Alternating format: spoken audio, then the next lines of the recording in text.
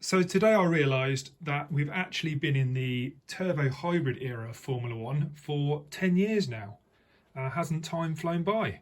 So I thought it would be a good opportunity for me to pull out all of my turbo hybrid cars from my Formula One diecast collection and have a little chat about them, have a good look at some of the details, how things have changed over that time, and yeah, just admire the different designs basically.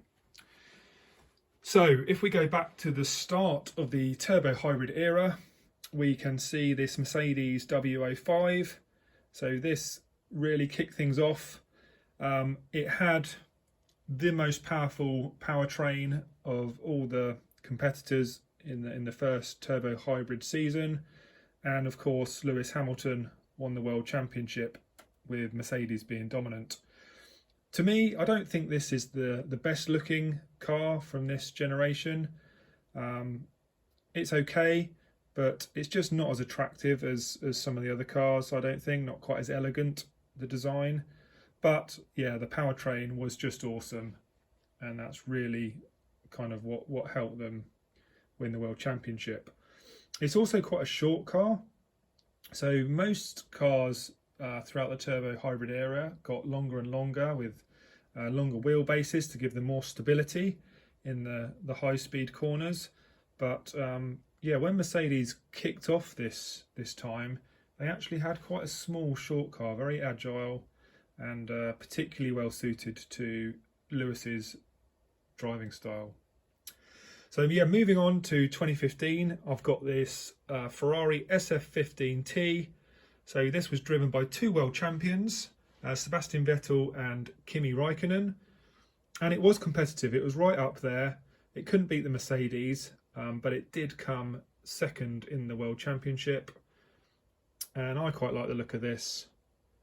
I think, yeah, you know, classic Ferrari livery, very nice. In 2016, I went for a Force India VJM09. Quite like this model because it's got the wet weather tyres with the blue highlights, quite unusual in a diecast model. And I like the silver, orange and green kind of India livery, I suppose. Yeah, this was quite a good car. Force India on a very low budget, and they came fourth in the World Championship standings this year. They had, of course, the all-powerful Mercedes engines, and they also had two decent drivers. So they had Sergio Perez and Nico Hülkenberg, and did pretty well. So this is one of my, moving on to 2017, this is one of my favourite looking cars from the turbo hybrid era. This is the Toro Rosso STR12. Really like the look of it. Love the colour scheme. This was the year Toro Rosso went through drivers like hotcakes, basically. They had Gasly, Hartley, Kvyat and Carlos Sainz Jr. driving for them at different points of the season. And I think, yeah, they just couldn't get consistency. And this was reflected in them coming only 7th in the Constructors' Championship. Also in 2017, I've got this Force India VJM 10. This was the first kind of pink liveried car of this generation, and that's, I guess, why I've got it in my collection more than anything else. It just looks really different to everything else. Esteban Ocon joined Sergio Perez this year, and again the team really fought above their weight and came fourth. Much longer this car than their previous season's car. Again, that trend of the cars getting longer and longer. Also in the 2017 season, I've got this Haas. I don't love it. I don't think it looks particularly elegant. It's not the most attractive livery, but I really wanted a Haas in my collection. They've become a mainstay in the turbo hybrid era, and so I wanted something that represented them in my collection. Moving on to 2018, this is the McLaren MCL33. This was supposed to be Alonso's last season in Formula One. He did retire at the end of this season, and this is a special livery for Fernando Alonso. It's got the kind of classic Alonso colours in stripes on the back of the engine cover there. Again, I like this. I wanted an orange McLaren in my collection. I didn't have one, and I like that it's got the ultra soft purple tyres as well, which of course have gone now. We don't have those in Formula One anymore. And yeah, this was also the year where McLaren got fed up with the Honda engines and switched to Renault engines, and this shared the same engine as this car, which is the Renault RS18. Now this was more competitive than the McLaren, I guess unsurprisingly, as this was the Renault factory team and they could design their chassis to be really well integrated with the powertrain. This was driven by Hülkenberg and Carlos Sainz, and this got them to the top of the midfield. They came fourth behind the three main teams, but even now still haven't managed to break into the top three.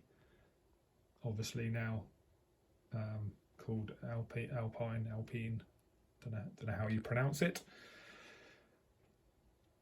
Okay, and then on to the 2019 season.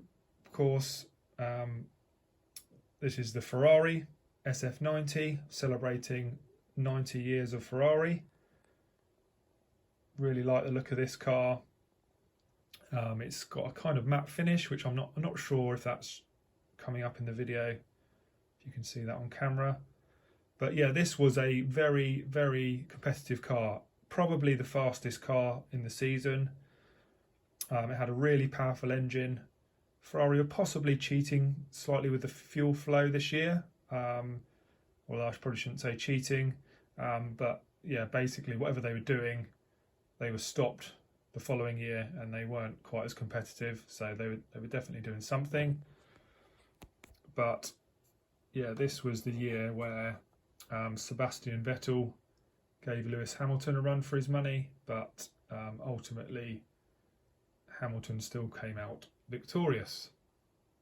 Moving on to 2020, so of course we had COVID this year, so massive upheaval, and Formula One was one of the few sporting events that managed to carry on. So that was nice for us fans that we had something to look forward to each weekend, even though, you know, there was some really negative, serious things happening in the world at that time. And yeah, this car was driven by Max Verstappen, interestingly with the Honda engine. So McLaren would ruin their decision to get rid of the Honda engine just as it became powerful and competitive and really on a par with the Mercedes engines. And Max Verstappen was able to again challenge Hamilton this year, although ultimately Hamilton was again victorious. And now we move on to the infamous 2021 season. This of course is Hamilton's black liveried Mercedes W12. And we all remember the infamous final Grand Prix where Michael Mass's questionable decision handed the championship to Max, and this car came second in Lewis's hands. Nevertheless, it was a fantastic season for Formula One fans. I thoroughly enjoyed it. It's probably, apart from the kind of ill feeling at the end, the rest of the season was thoroughly enjoyable, and I really miss those days where we had two drivers right at the top of the tree going hammer and tong and not knowing who was going to win the World Championship until the last minute, or literally the last second. And finally, obviously the turbo hybrid era wouldn't be complete without the new regulation cars. So this was 2022 Alfa Romeo, where the ground effect regulations have come back in. So here a much larger proportion of downforce is generated from the underfloor. And although the Alfa, it wasn't up there with the best cars, I really like the livery and wanted to include it in my collection. So there you have it. There's all my diecast cars from the turbo hybrid era. My favourites, I've probably got two. It's probably to look at. It's the Toro Rosso and the Renault RS18. But let me know, have I got your favourite from this era in my collection, or am I missing it? Do I need to add one more car to capture your favourite? Let me know in the comments. And if you enjoyed the video, yeah, please give me a like and consider subscribing.